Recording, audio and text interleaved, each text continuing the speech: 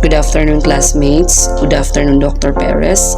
I am Lorena Ontong-Lutian, a Math BH student. So I'll be discussing about proposed legislative measures in education. I have chosen Presidential Decree number 6A, Batas Pambansa Bilang 232, Republic Act 7722, Republic Act 7796, Republic Act 9155, Republic Act 4670, and Republic Act 10533. So what is Presidential Decree number 6A? It is an Educational Development Decree of 1972. So our former president, the late Ferdinand E. Marcos, by virtue of the power vested in him by the Constitution as Commander-in-Chief of all the Armed Forces of the Philippines, hereby decree, order, and make as part of the law of the land, this decree shall be known as Educational Development Decree of 1972.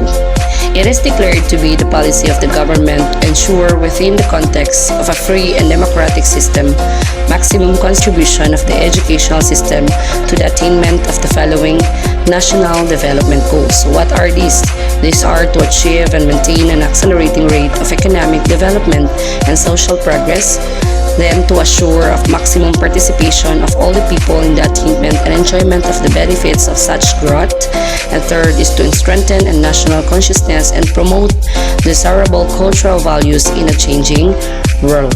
To this end, the education system aims to provide for broad general education that will assist the individual.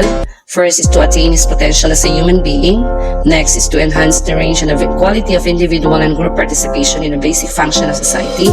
And next is to acquire the essential educational foundation for his development into productive and versatile citizen. The next aim is to train the nation's manpower in the middle-level skill required for national development. Next is to develop the high-level professions that will provide leadership for the nation, advance knowledge through research, and applying new knowledge for improving the quality of human life. And last one is to respond effectively to changing needs and conditions of nation through a system of educational planning and evaluation. In order to lay the foundation and to advance the attainment of these objectives, a 10-year National Education Development Program shall be formulated based on the following. So these are for the improvement of curricular and quality of instruction in all levels by upgrading physical facilities. Next is upgrading of academic standards through accreditation schemes. Then democratization of access to educational opportunities through the provision of finance assistance to deserving students. Then restructuring of higher education to become more responsive to annual development needs. PF is the expansion of existing programs, establishment of new ones designed to train middle-level technical and agricultural manpower. And the last one is instituting reform in the educational financing system to facilitate the shift of funding responsibility for elementary and secondary education. So what is the function of the National Board of Education?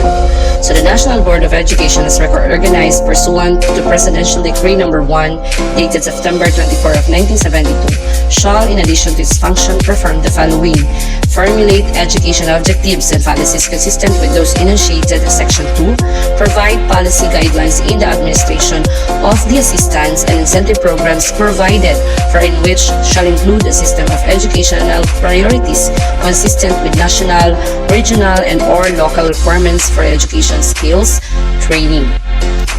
Next, we have Section 7, Authority to borrow. So the President of the Philippines, in behalf of the Republic of the Philippines, may contract loans, credits, or indebtedness with any foreign source or lender, under such terms and conditions as may be agreed upon, to cover the cost of feasibility studies, equipment, machineries, supplies, construction, installation, and related services of any such projects, provided that the loans, credits, or indebtedness authorized herein shall be incurred on terms of payment of not less than 10 years. Section 10. Creation of Educational Special Account. So there is established in the National Treasury an Educational Special Account to meet the appropriations herein provided, which account shall be constituted from the following: proceeds from bond issuance. Next is 20 million pesos annually for the share of the national government in the Special Education Fund. Next is 15 million pesos from the Special Science Fund for fiscal year of 1973 and 50% annually thereafter. Then we have future savings of the Department of Education and Culture that may result from the implementation of reforms consequent to management study. Next is augmentations from the general funds which are hereby authorized in cases where the above sources are not sufficient to cover expenditures required in any year. Next, we have Batas Pambansa Bilang 232, an act providing for the establishment and maintenance of an integrated system of education, or also known as Education Act of 1982.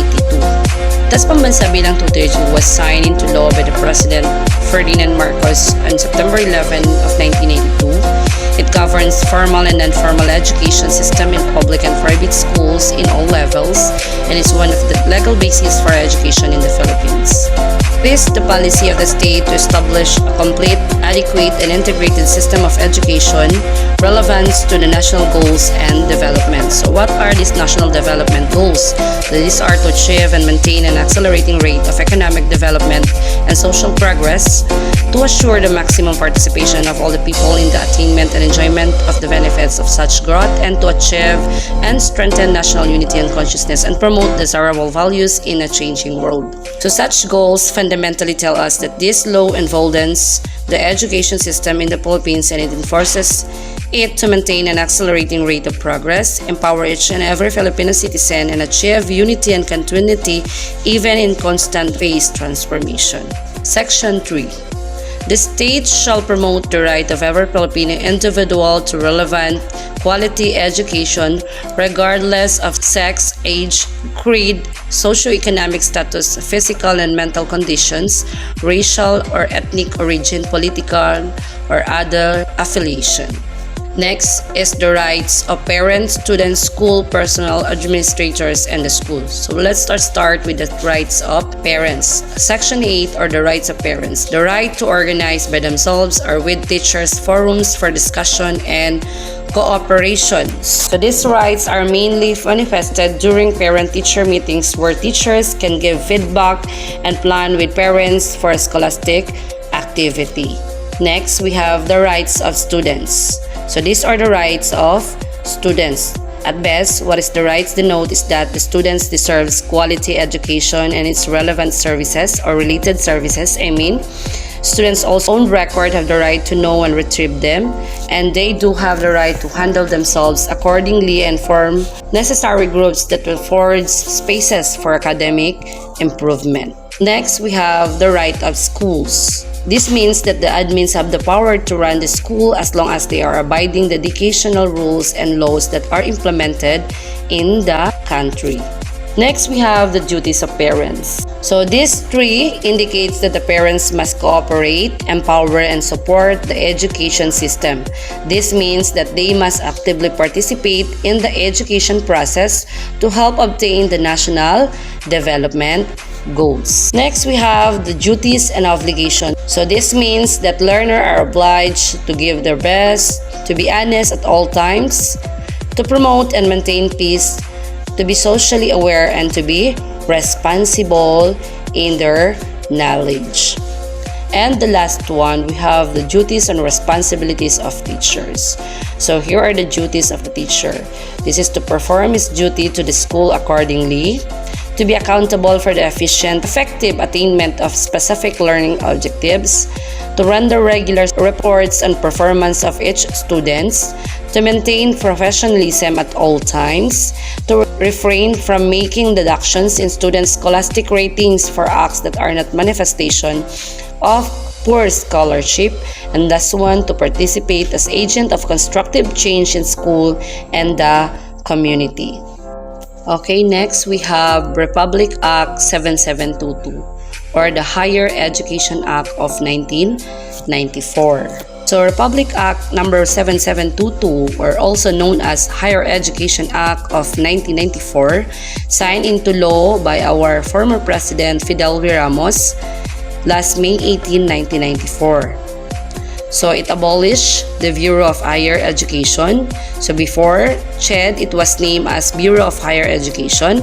Then it confined the jurisdiction of the Department of Education. The DepEd has its jurisdiction on the elementary and secondary level only, and the Commission on Higher Education would be responsible for the tertiary level of education.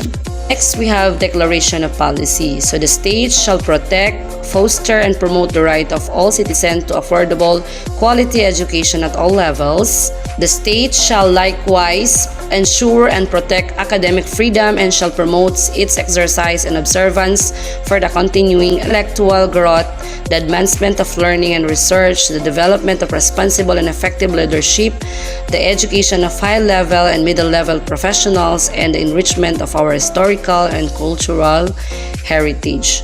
Essentially, when we read this policy, it means that it is pursuant with the RA 722. The CHED is mandated to promote quality education, broaden access to higher education, protect academic freedom for continuing intellectual growth, and ensure advancement of learning and research. Next, we have Section 3. Creation of the Commission on Higher Education. So the Commission shall be independent and separate from the Department of Education, Culture and Sports and attached to the Office of the President for administrative purposes only. The Commission or the CHED will be independent from the Department of Education, Culture and Sport, or also known as DepEd now. So they are be separated. So the CHED will be focusing only on the tertiary level, and the Department of Education will be focusing on the elementary and secondary level of education. Next, we have Section 4, Composition on its Commission. The Commission shall be composed of 5 full-time members. So during the transition period, which begins upon approval of this act, the President shall appoint the Secretary of Education, Culture and Sports as ex officio chairman of the Commission for a maximum period of 1 year. Thereafter, the President shall appoint a chairman of the Commission and 4 commissioners who shall be a doctorate or doctorates who have been actively engaged in higher education for at least 10 years and must not have been a candidate for elective position. Term of office. The President shall appoint the full-time chairman, the commissioner for a term of 4 years without prejudice to one reappointment, and the next 2 commissioners for 3 years, and the last 2 commissioners for 2 years. Next, we have rank and enumerations. The chairman and the commissioner shall have the rank of the department secretary and undersecretary respectively. So the chairman will be the department secretary and the commissioner will be the department undersecretary. Then we have the board of advisors. There shall be constituted a board of advisors which shall meet with the commission at least once a year to assist in it aligning its policies and plans with the cultural, political, and socio-economic development needs of the nation and with the demands of the world-class scholarship. So who are these board of advisors? So we have Secretary of Education, Culture and Sports, or the DEX, the Director General of the National Economic and Development Authority as co-chairman, the Secretary of Science and Technology, the Secretary of Trade and Industry, the Secretary of Labor and Employment. So we have the DOST, the President of the Federation of Accrediting Association of the Philippines, and the President of the Fund for Assistance to Private Education.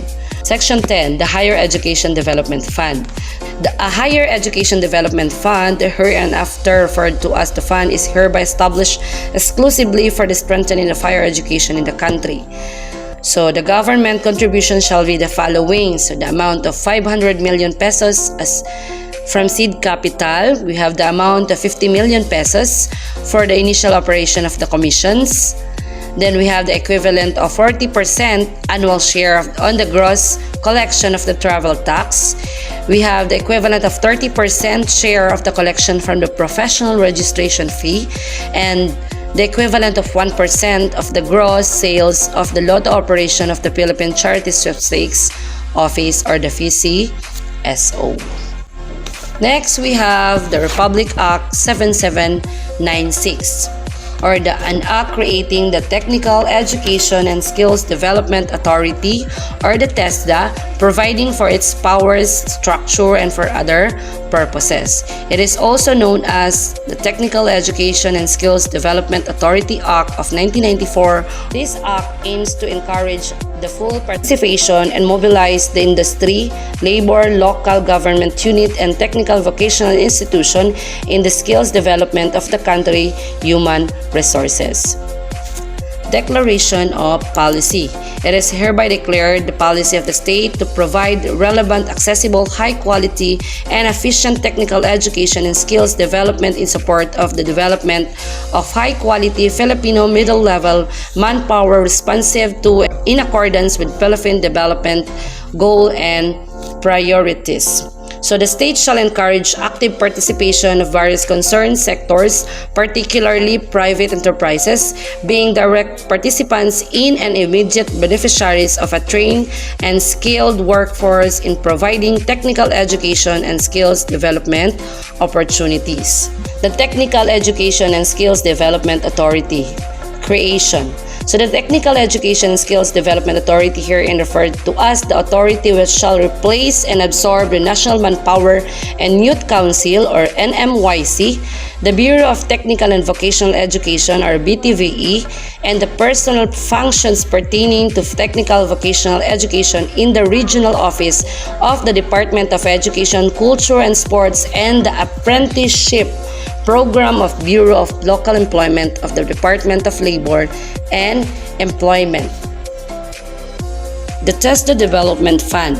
It is hereby established to be managed, administered by the authority, the income from which shall be utilized exclusively in awarding of grants and providing assistance to training institutions, industries, local government units for upgrading their capabilities and to develop and implement training and training-related activities.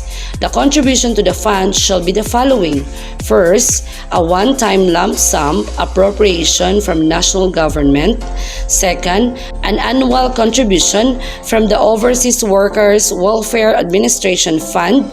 Next is a donation, grants, endowments, and other bequests or gifts. And the last one, any other income generated by the authority. Now let us discuss Republic Act 9155. What is RA 9155? It is an act instituting a framework of governance for basic education, establishing authority and accountability, renaming the Department of Education, Culture and Sports as the Department of Education and for other purposes, or also known as Governance of Basic Education Act of 2001. Next is Declaration of Policy. It is hereby declared by the state that the state shall protect and promotes the rights of all citizens to quality basic education by making education accessible to all by providing a free and compulsory education in elementary and secondary level. Such education shall also include the alternative learning system for out-of-school youth and adult learners. Next, we have the school. So the school shall be the heart of formal education system. This is where the children learns. School shall have a single aim of providing the best possible education for all the learners. Next, we have Governance of Basic Educations. The governance shall begins at the national level, then the regional level, division level, district school and learning centers, or as referred to as the field offices, where the policies and principles for the governance of basic education shall be translated into programs, projects, and services developed, adapted, and offered. Then next, we have the state. So the state shall encourage local initiatives for improving the quality of basic education. The state also shall ensure that the values, needs, and aspirations of a school community are reflected in the program of education for the children and out-of-school youth and adult learners. Next, we have Section 3. So it was stated there that the state shall provide framework for the governance of basic education that will set the directions for educational policies and standards and establish authority, accountability, responsibility for achieving higher learning outcomes. The state shall define the roles and responsibilities of and provide the resources to the field offices by implementing educational programs, projects, and services in communities they serve. Then next, we have Section 5, Principles of Shared Governance. Each unit of the bureaucracy will have its roles and function to work on, and democratic consultation is observed in the decision-making at appropriate levels. Next, we have Section 6, the governance. It is stated there that the Department of Education, Culture and Sports, or the DEX, shall be called the Department of Education, or also known as now the DepEd. Next, we have powers and duties. So the powers and duties starts at the national level. So at the national level, we have the Secretary of Education who exercises overall authority, supervision, and the operation of the department. So among the functions of the secretaries are formulate national basic education policies, promulgate national educational standards, monitor and assess national learning outcomes. Then we have 4 USEC or undersecretaries for regional finance, for legal affairs, for finance and administration, and for programs and projects. Then under that, we have also 4 ASEC or assistant secretaries of chief of staff, ASEC for finance programs and projects, ASEC for plannings, and ASEC for legal affairs. Then next, we have the regional director. So for the regional level, we have the regional director where it defines the regional policy framework which reflects the values, needs, and expectation of the communities they serve. They develop a regional basic education plan and educational standard with a views towards a benchmarking for international competitiveness. Then next, monitor, evaluate, and assess regional learning outcomes and undertake research projects, develop and manage region-wide project. Then next, we have the school district level. So for the school district level, we have the school district supervisor and the office staff. Then under that, we have the school level. So for the school level, we have the school head, assistant school head, teaching staff, and the non-teaching staff. Then next, we have support and assistance of other government agencies. So the support and assistance of other agencies, which says that the Secretary of Education and the Secretary of Budget and Management shall jointly promulgate the guidelines on the allocation, distribution, and utilization of resources provided by the national government of the field offices. Republic Act 4670 or Magna Carta for Public School Teacher Act of 1966. Magna Carta or Magna Carta Libertatum, which means Great Charter of Freedoms. It was signed into law last June 18, 1966. It is a code of labor for all public school teachers. So it means private school teacher cannot claim benefits under this labor code. Next is Declaration of Policy. It is the government's duty to improve and to ensure that the socio-economic status, living and working conditions, employment and career prospects of the public school teachers are well taken care of so that highly qualified teachers are attracted and retained. This act envisioned to provide programs for the promotion and improvement of the well-being and economic status of public school teachers. This enumerates the rights, obligations, and other things pertaining to teaching in the Philippine educational system, focusing on the public school teacher. What does teacher mean? Teachers are those individuals that are engaged in any level of instruction in a full-time basis, including guidance counselor, school librarians, industrial arts, and vocational instructors. Even though this individual does not teach per se, but they are part of the school, then they are considered as teacher, meaning the provision in this law can also be applied to them. Next is supervisory and administrative functions. So supervisors may not be teaching, but then they are in charge of the supervisory matters, so they are considered as teacher and also a part of these provisions. But shall not include school nurses, school dentists, school physicians, and other school employees. Next is qualifications. So for kinder and elementary teacher, they should be a graduate of Bachelor of Elementary Education.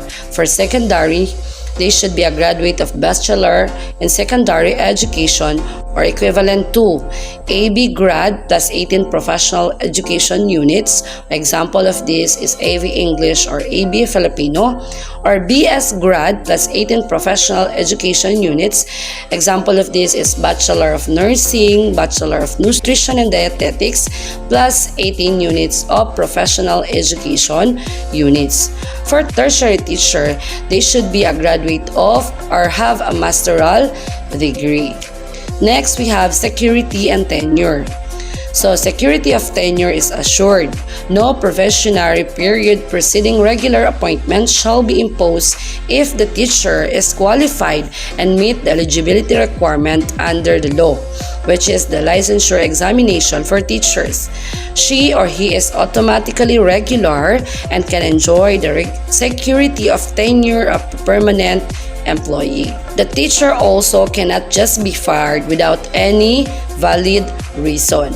Next is professional status equivalent to 10 years continuous and faithful service. So the teacher appointed on a provisional status due to lack of necessary civil service eligibility shall be extended permanent appointment for the provision he is holding if he or she has rendered 10 years continuous faithful service. Next is transfer. No teacher shall be transferred without his consent from one station to another. Next is 3 months before national or local election. So no transfer shall be made 3 months before the national election. Next is moving expenses.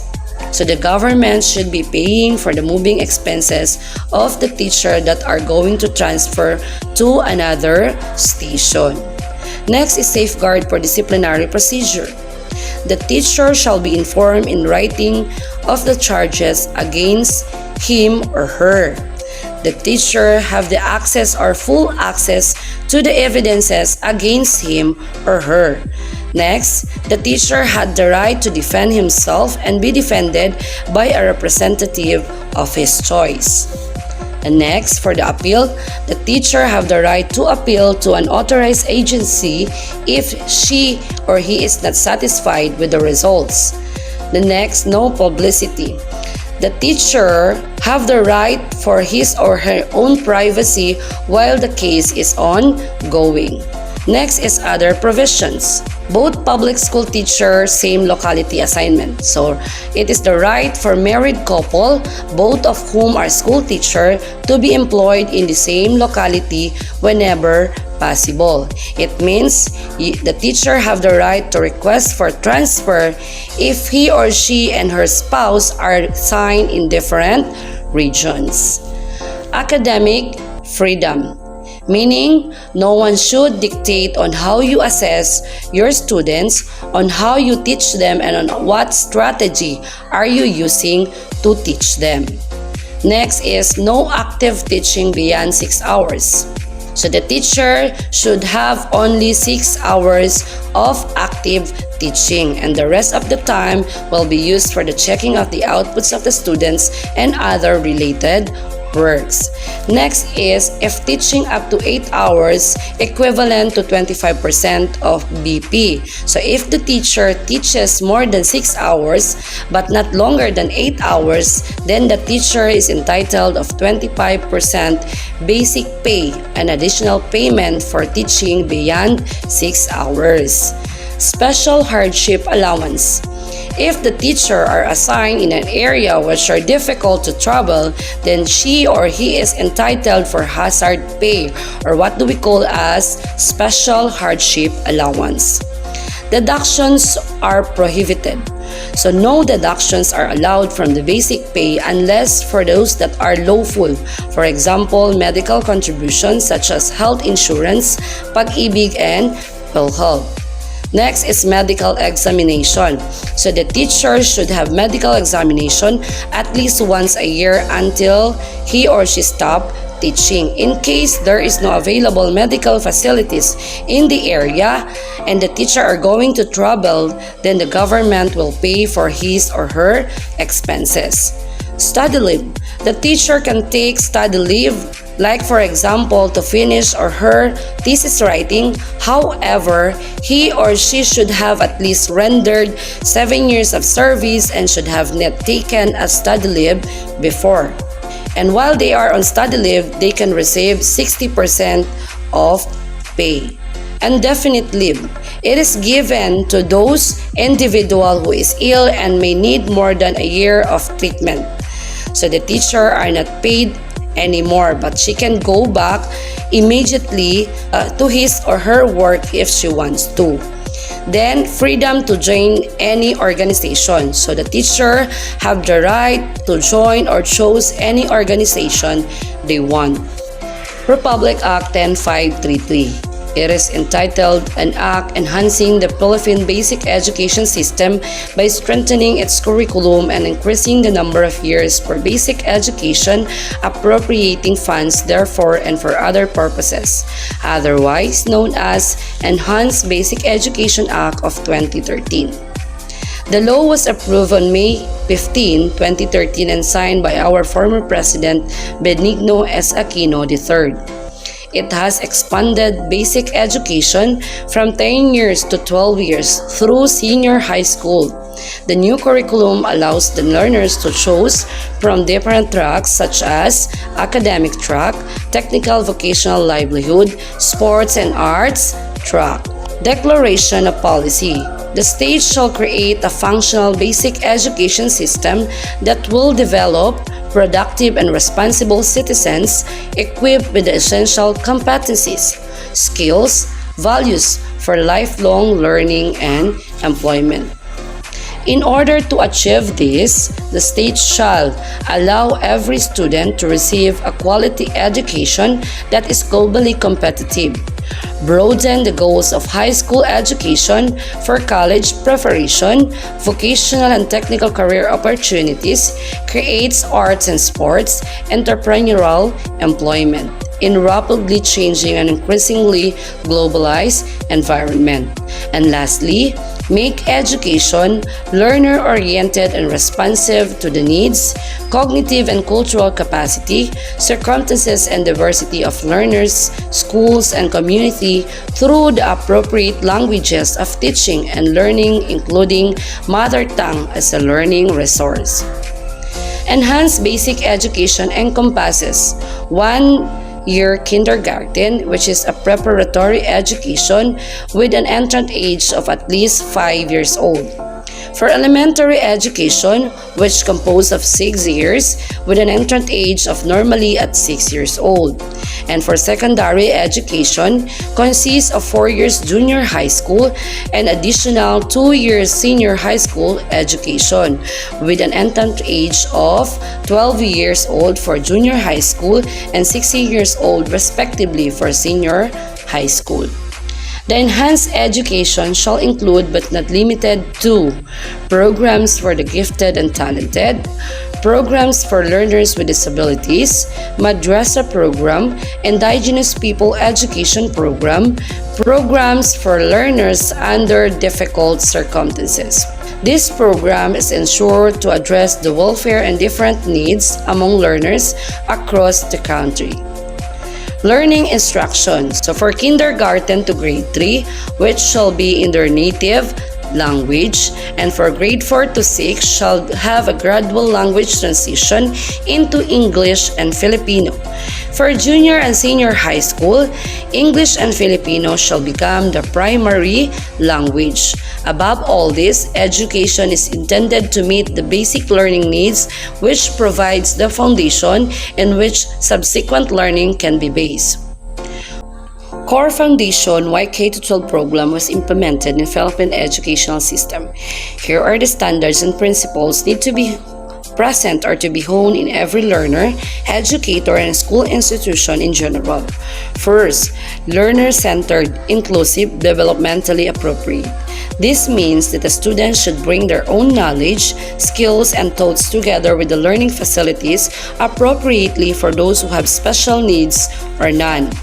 Next, culture-sensitive, contextualized, localized, and global. This principle is essential to the learners to gain knowledge of diversity and at the same time to improve competency in national and global through showing, performing, enhancing, and applying their knowledge on a daily basis. Next, uses constructivist, inquiry-based, reflective, collaborative, and integrative approaches. This helps students to formulate new ideas and integrating it with existing knowledge. It also helps them to have an interpersonal relationship where they can share, create, and learn new ideas. Fourth, relevant, response, and research-based. This enables learners to develop understanding, create environment for learning, and carry out research independently. Next, uses spiral progressions approach for mastery of knowledge and skills. This approach applied by introducing ideas, rediscovering through complex form as the learners advance their year level succeedingly. And last, adheres the framework of mother tongue-based multilingual education. This also helps to promote both the local languages and Filipino languages as the means for teaching and learning process. This will help learners to develop patriotism and help educators understand ideas, thoughts, and opinions of the learners easily. It is also in the scope of the Republic Act that different education and training for teacher and in-service training on content and pedagogy. Both public and private school teachers should attend two of the training for them to meet the performance standards of the K-12 curriculum. And next, training for new teachers. New graduates shall undergo additional training upon hiring to upgrade skills to the new content standards of the new curriculum. So, of all the complexity and branches have been discussed, how does the Republic Act significantly influence and affect the field of education? For students, it helps them to prepare for the tertiary learning and develop their skill competency in the global job market. For learners, educators, and different institutions, organizations involved, it promotes a joint workforce to fully establish a quality and inclusive education for all. Once again, I am Lorena Ontong-Lutian, a Math BHE student. Thank you for listening.